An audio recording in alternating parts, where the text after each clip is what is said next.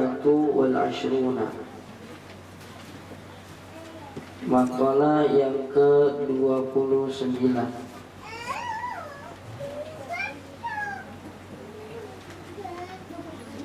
Benar ya? An Ali radhiyallahu anhu wa karrama wajhahu. Dari Sayyidina Ali radhiyallahu anhu wa karrama wajhahu, dan semoga Allah memuliakan wajahnya. Tafaddal ala man syi'ta fa anta amiruhu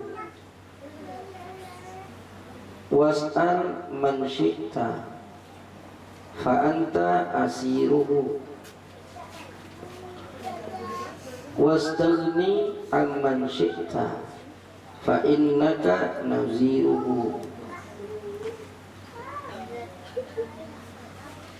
Tafaddal ala man syi'ta, karuniailah ala man syi'ta, atas orang yang kau kehendaki. Artinya ahsin ilaihi wa an'im alaihi. Artinya ahsin ilaihi, berbuat baiklah kepadanya, wa an'im alaihi, dan berikanlah nikmat atasnya.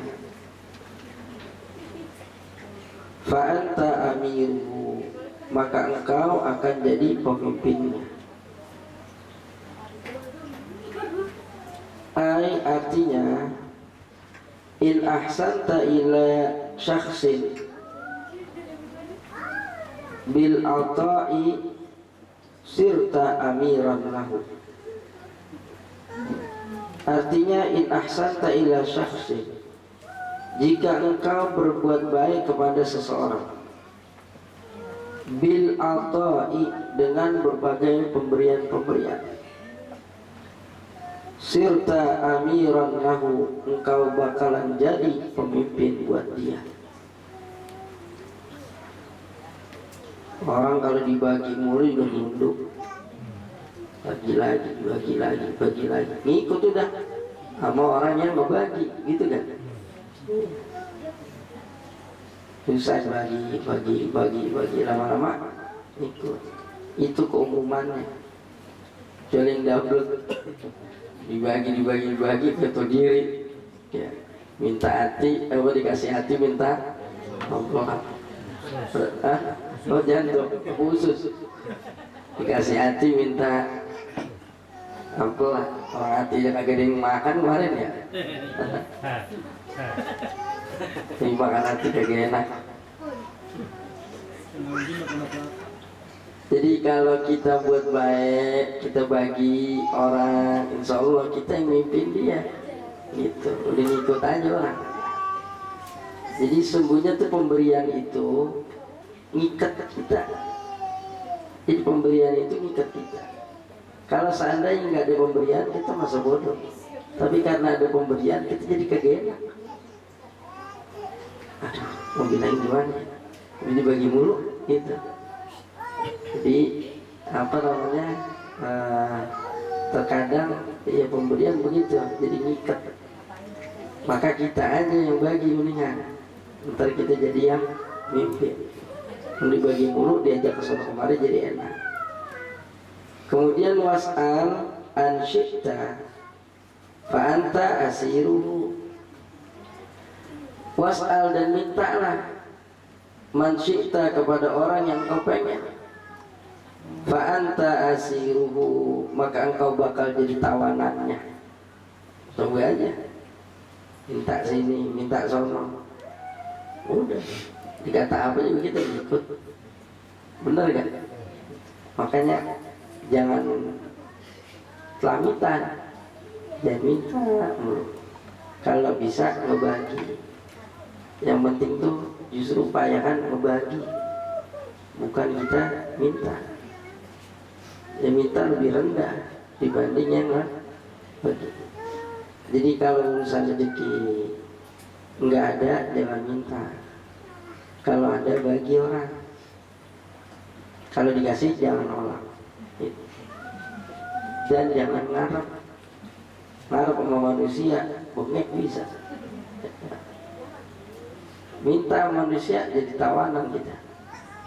Artinya was'alin nasa, mintalah kepada manusia, ma tahtajuhu, sesuatu yang dibutuhkannya, minal mali, daripada harta, wal ilmi, dan ilmu. Fa inih tajta ila syakhsin fi dzalika sirta abdan lahu. Fa inih tajta, maka jika engkau butuh ila syakhsin, kepada manusia, kepada orang, gantungin hidup sama orang, fi dzalika, dalam urusan kebutuhan hidup, harta, ya termasuk juga ilmu. Kalau butuh ngegantungin diri kita, abdan lahu, maka kita bakal jadi budak.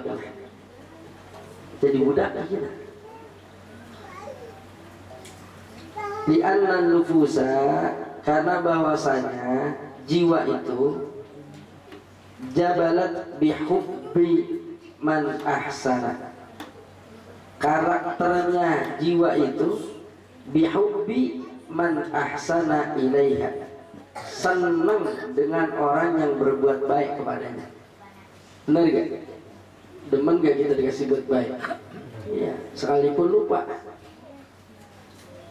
kita demen dia buat baik, kita demen. Sedikit aja dia salah, lupa, kagak ada kebayaran dikit pun. Kelihatannya apa? Jelek semua, itu jelek betul orang. Ya, kita jangan begitu, naudzubillah. Ingat, melihat orang tuh ingat kebaikannya, jangan melihat kejelekannya. Kalau jelekan masuk manusia namanya, ya ada aja kejelekannya. Maka oleh karenanya lihat kebaikannya. Asal buat apa namanya, mau berbuat sesuatu, lihat, oh iya dia udah baik begini. Jadi lihat kebaikannya orang, jangan lihat jeleknya orang. Lah kita dibagi mulu, sekalinya kagak dibagi ngata pelit. Iya, pelit banget lah. Biasanya dibagi mulu, giliran kagak dikasih ngomongnya kebangatan doang. Ya, jangan begitu. Jadi kita kalau bisa kita yang memberi, jangan kita yang meminta.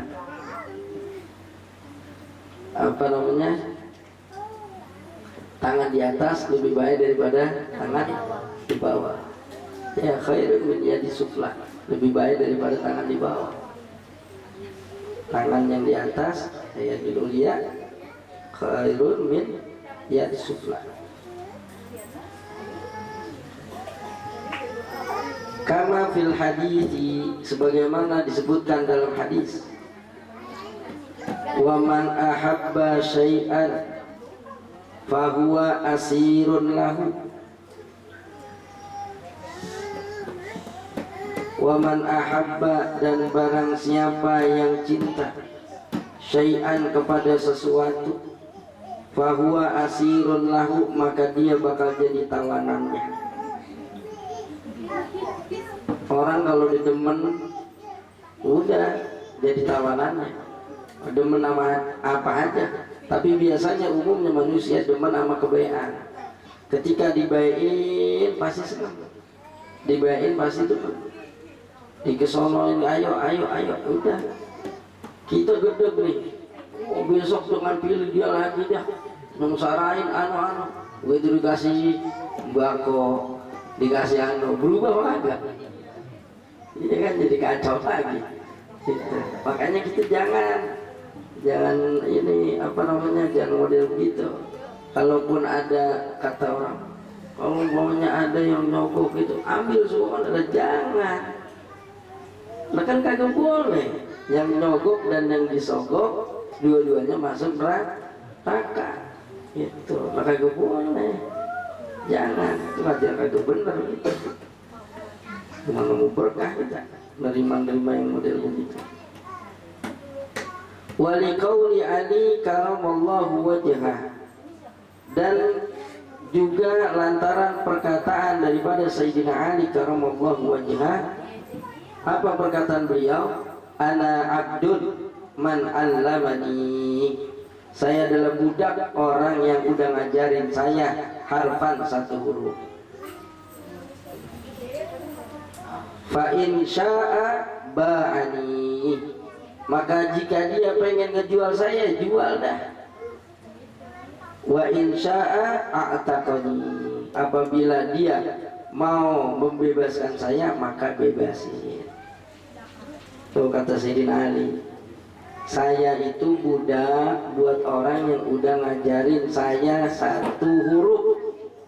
Yang ngajarin satu, apalagi yang lebih banyak, ya itu jadi budaknya. Kenapa? Lantaran kita diajarin satu huruf, diajarin ilmu. Itu adabnya tuh. Sayyidina Ali sampai mengatakan demikian.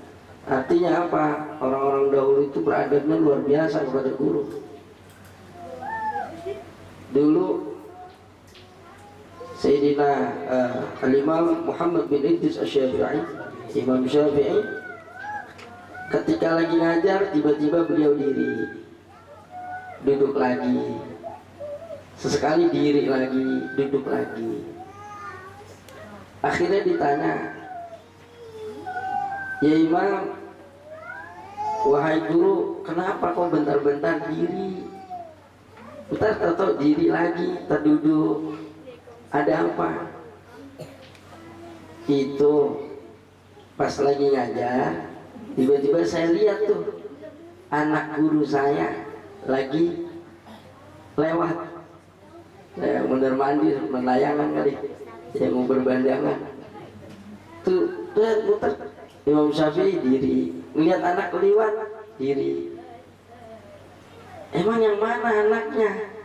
Oh yang ono. Kata muridnya, lah, wah Imam, lah itu orang Yahudi, anak Yahudi itu. Apa kata Imam Syafi'i? Iya, bapaknya udah ngajarin saya, berarti guru saya. Ngajarin apa? Saya melakukan istiqra, melakukan penelitian. Saya lihat bagaimana bedain antara anjing udah balik sama belum. Dalam keterangan lain, anjing perawan sama anjing janda, bedanya bagaimana? Ada juga anjing janda, ya.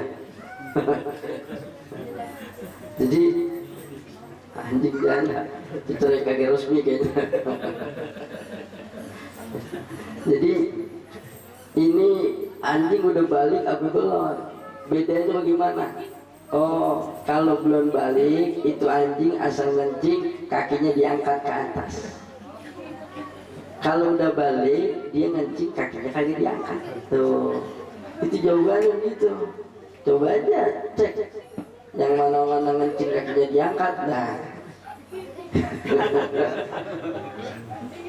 kayak kemarin tuh, ya Allah, kita di sono ya, apa namanya, itu kan masjid cakep ya, tapi buat kamar mandinya masya Allah itu sulit, itu kita selamat dari najis.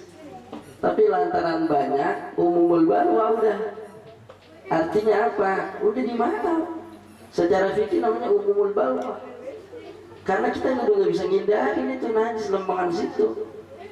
Lah kita cuci bersih di kamar mandi juga, kita jalan ya udah injek-injek orang, benar nggak? Orang injek bekas tapak apa lah, kita nggak tahu, susah. Nah kita udah bersih-bersih dari sana ngeguyur. Orang bolong bawahnya, coba itu. Jadi karena umumul balwa ya udah kita sholat apa adanya. Kayak emangnya kita sholat di tempat emang di situ masjid katakan, tapi burung dara banyak pada berak. Nah kita susah hindarinya. Nah, itu namanya umumul balwa dalam fikih. Jadi nggak apa-apa. Itu. Nah, jadi, tapi kalau lagi kagak banyak orang, nah, makanya biar paham tuh. Jadi akhirnya tuh orang Yahudi cuma ngasih lempengan itu doang. Ya ngasih tahu begitu. Imam Syafi'i ngormatinnya luar biasa, sampai anaknya dihormatin. Kenapa? Lantaran bapaknya udah ngasih tahu ilmu. Itu sampai begitu. Jadi bagaimana kagak mau berkah ilmu? Kenapa? Karena merasa bahwa orang yang ngajarin adalah tuannya, dia yang diajarin adalah budaknya. Itu orang-orang begitu belajarnya, makanya ilmunya berkah. Ini kagak, gurunya diomongin belakang, gurunya didumelin, kan repot lagi. Gurunya didumelin kan lain. Kenapa? Karena kita budak tuh kepada guru yang ngajarin, karena kita nggak ngerti, banyak kita nggak paham. Apalagi kemarin nih, banyak kemarin disuruh sholat, lah sholat udah gede-gede masih disuruh. Bagaimana sih? Sebab begini, kalau umpamanya ente kagak sengaja, kita udah niatin jamaah takhir, ente sampai rumah, ente sholat kagak sah itu jamaah takhirnya, tapi sah kodoknya. Terus dosa ya kagak dosa kalau nggak disengaja. Lah kalau sengaja emang diniatin ntar aja di rumah, lah berarti udah kagak haji. Itu kecuali mau kita tidur di bis, tidur udah sampai lah udah kali Malang nih. Nah yang model begitu boleh deh, mau kagak mau. Nah kita masih di Purwakarta belum melek, ayo mencari akal apa ya. Udah sholat udah itu udah gitu. Kalau di rumah belum tentu sholat, ujungnya capek ya, padahal itu kewajiban kita. Ujungnya maghrib kagak, subuh isya kagak, subuhnya ke siang, kan jadi semuanya dosa itu. Makanya ngikut aja udah, dikasih tahu, diajarin udah sholat begitu. Jadi nggak usah repot-repot. Sama kemarin tuh banyak ilmu mestinya kita dapat. Kita itu datang menyewa tempat. Bab sewa menyewa dalam fikih namanya bab ijarah. Nah waktu kita datang kira-kira rapi apa kagak? Rapi apa kagak? Lu jangan diacak-acak itu pulang.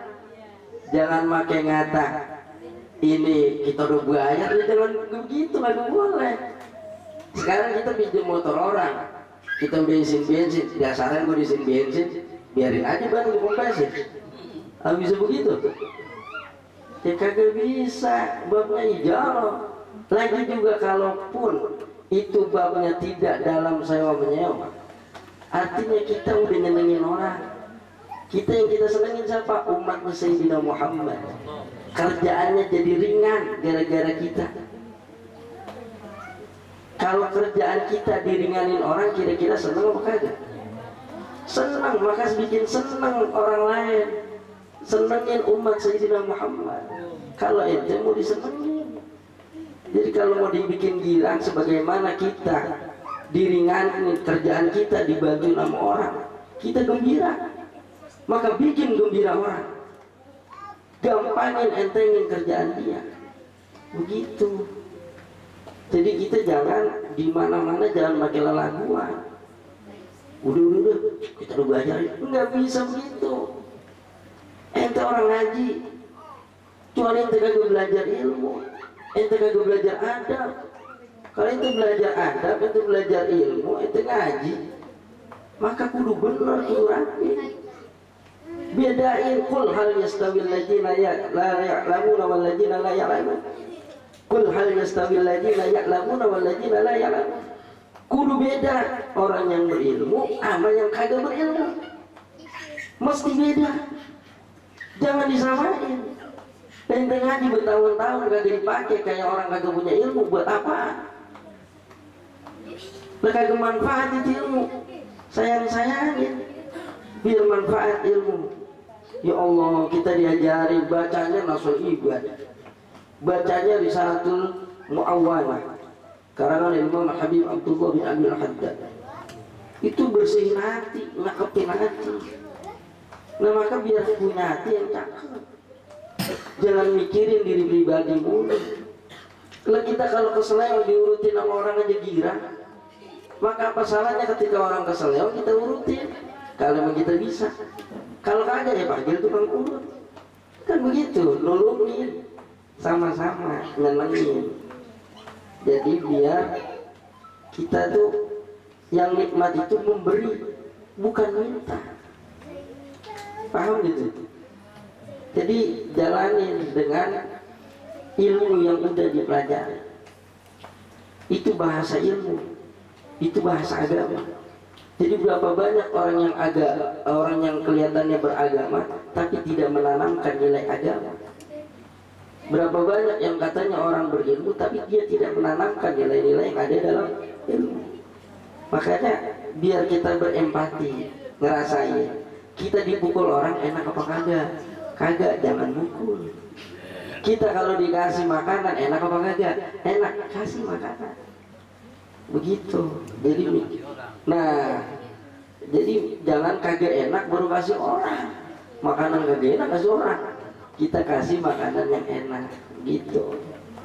Jadi biar paham tuh. Makanya anak abdul man alamani harfan. Kata Sayyidina Ali dalam riwayat lain ada harfan wahidah. Saya ini budak buat orang yang ngajarin ilmu saya satu huruf aja. Ya, ngaji cuma satu huruf itu udah berasa budak. Makanya umat-umat orang terdahulu berkah ilmunya. Kenapa? Karena begitu ngajinya. Kemudian wastagni amman syi'ta fa innaka naziruhu. Wastagni, merasa kaya lah atau merasa cukuplah. Amman syi'ta, dari orang yang engkau kehendaki. Fa innaka naziruhu, maka sesungguhnya engkau naziruhu, bakalan menjadi teman sepadannya. Artinya iktafi bima indaka, cukuplah dengan apa yang ada di sisimu, cukup dengan apa yang kita punya. Minar rizki, daripada rizki.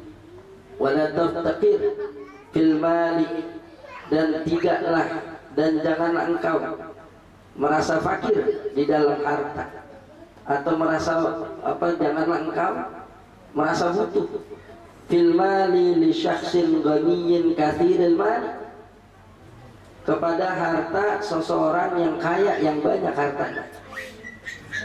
Fa illam taftakir ilaihi sirta ghaniyan mislahu, maka sesungguhnya jika engkau tidak membutuhkan kepadanya serta ghaniyan mislahu, maka jadilah engkau kaya seperti dia. Punya teman kaya jangan kelamitan. Abung-abung kaya kita peretin, abung-abung kaya kita minta ini minta itu. Jangan, ujungnya bakal besar kita. Kita minta mulu akhirnya nunduk sama dia. Kita diam aja, nanti kita berasa kaya sama dia. Kenapa? Karena kita nggak gantungin hidup sama dia. Kita nggak butuh sama dia. Jadi enak, hidup itu nggak perlu ngegantungin kepada orang lain. Urusan duit nggak usah ngegantung sama orang lain. Urusan makan nggak usah bergantung kepada orang lain. Kalau kita butuh minta mau. Ya, kalau memang kita punya kerjaan, alhamdulillah kerja. Ya, jadi bisa kita cari maisha, cari penghidupan. Kerja juga sunnah daripada Rasulullah SAW. Kenapa? Karena Nabi menyuruh mencari yang halal, cari yang halal dengan bekerja. Itu kerjanya ngapain? Bongkar warung orang, ya kagak halal itu bongkar warung orang. Jadi kerjanya yang rapi, kerjanya halal. Jadi udah merasa cukup, jangan kita selamitan orang, cukup gitu. Insya Allah kita dengan begitu akan merasa kaya gitu. Maqala wal maqalatu salasun wallahu a'lam bishawab.